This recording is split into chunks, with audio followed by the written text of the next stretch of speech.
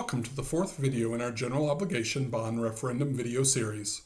Election Day is only about 2 weeks away, and we appreciate all the attention that voters have given to our upcoming vote.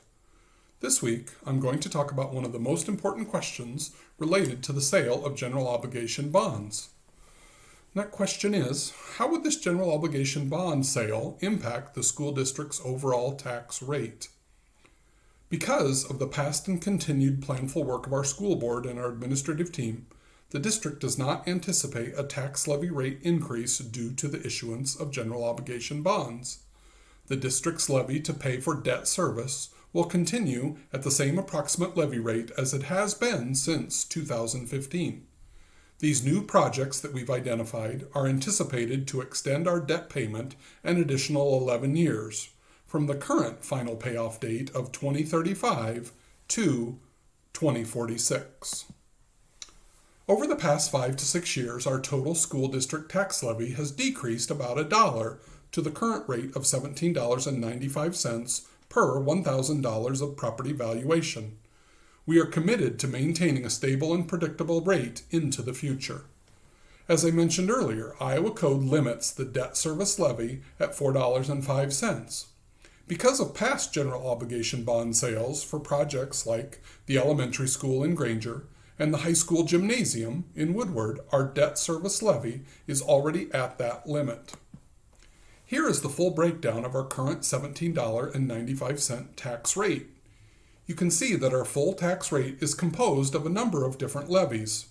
Iowa Code dictates that certain levies be spent in certain ways. Debt service and the regular and voter-approved PEPL, or Physical Plant and Equipment Levy, are the components of our overall tax rate that are primarily dedicated to building, maintaining, and remodeling our facilities. With passage of the general obligation referendum on the November ballot, we would not add to our debt service rate, but rather extend the payoff window an additional 11 years, from the current final payoff date of 2035 to 2046.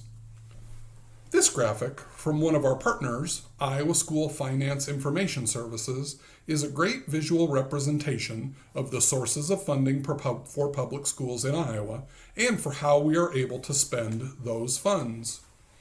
The proposed new construction and remodeling would be funded through property tax and sales tax. The general obligation bond referendum on the ballot would generate funding through property tax that would go toward debt service. We would also generate about $17.5 million of funding through borrowing against the funding we receive through the 1 cent sales tax dedicated to Iowa schools. The sales tax money we receive is another category of funding that can only be spent on capital projects and infrastructure. Because of the thoughtful planning of past school boards and administrators, we are in a strong financial position in Woodward Granger Schools. We know we are a growing district, and we are able to address our facility needs without an increase to our tax rate.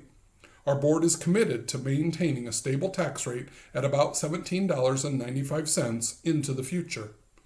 If you have any questions or want to learn more about our plans for the future, there are 2 upcoming opportunities.